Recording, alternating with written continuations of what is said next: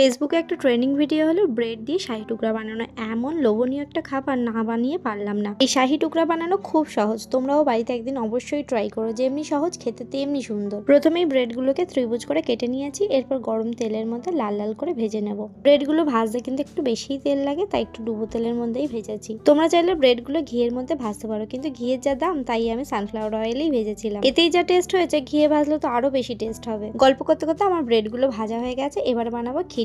প্রথমে লিকুইড দুধটা আমি 10-15 মিনিট মতো ফুটিয়েছি। তারপর এর মধ্যে 1 কাপ মতো গুঁড়ো দুধ মিশিয়ে দিয়ে দুটো এলাচ দিয়ে আবারও বেশ কিছুক্ষণ ফুটিয়ে নেব। তারপর এর মধ্যে দিয়ে দেবো 1 কাপ চিনি। মিষ্টিটা তোমরা যেমন পছন্দ করবে তেমন দিও। চিনিটা দেওয়ার পর দুধটা আরো বেশ খানিকক্ষণ ফুটিয়ে গাঢ় করে নিতে হবে। তারপর গ্যাসের ফ্লেমটা অফ করে দেবো। এবার আমি একটা পাত্রের মধ্যে 1 বাটি জল আর 1 বাটি চিনি দিয়ে একটা চিনি শিরা তৈরি করে নেব। গ্যাসের ফ্লেমটা অফ করে দিয়ে ভেজে রাখা ব্রেডগুলো চিনি শিরার মধ্যে দিয়ে এপিট ওপিট ডুবিয়ে তুলে নেব। এবার প্লেটিং এর জন্য প্লেটের মধ্যে আমি চিনি শিরায় ডোবানো ব্রেডগুলো দিয়েছি, তার উপর থেকে ক্ষীরগুলো দেবো, তারপর কাজু বাদাম কুচি দিয়ে দেবো। তোমরা চাইলে পেস্তা বাদামও দিতে পারো। আমার হাজব্যান্ড মিষ্টি খেতে ভীষণ ভালোবাসে, ভাত খেয়ে উঠেই মিষ্টি খোঁজে। আর আমরা যে মিষ্টি খেতে ভালোবাসি না, এটা বলা একদমই ভুল হবে। আমার মেয়ে ওই ফ্রাই করা ব্রেড একটা হাতে নিয়েছে, নিয়ে ক্ষীরের মধ্যে ডুবি ডুবি একটু করে খাচ্ছে আর বলছে টেস্টি হয়েছে মাম্মা, ইয়ামি হয়েছে। ভিডিওটি ভালো লাগলে লাইক করে দিও, নতুন বন্ধুরা আমার চ্যানেলটি সাবস্ক্রাইব করে দিও। তোমরা এইভাবে ট্রাই করো।